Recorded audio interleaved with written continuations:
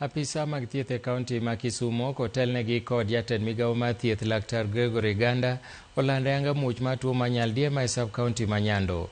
Muoch tuo ma kamano manokwongo fwenye kar yudo thieth ma Ahero County Hospital tarik 19 dweni nyaka sani oseweyo kwan ma ji 15 michich ni kod tuono. Kuom jogo ji 6 oseyud kod nyaldiema ka ji 3 moting'o nyithindo 2 ma johigni 7 gi 14 kaachiel kod johigni 31 osewito ngimagi.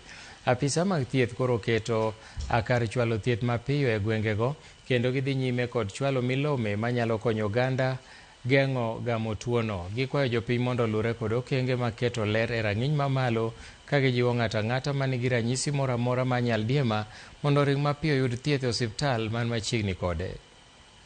Wan gi outbreak mar disease miluongo ni dieo gi diep man gi pi.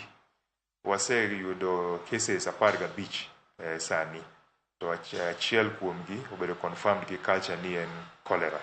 Wan gi ji 6 ma wa confirm gi rapid test ma wayudo ni nyalo bedo ni gin cholera, but pok watimo culture and sensitivity. Kaka department wacho ni wabo declare ni ma is a cholera outbreak, to wabo timo contingency plans kaka watimoga. Wase lose ji adek osetho.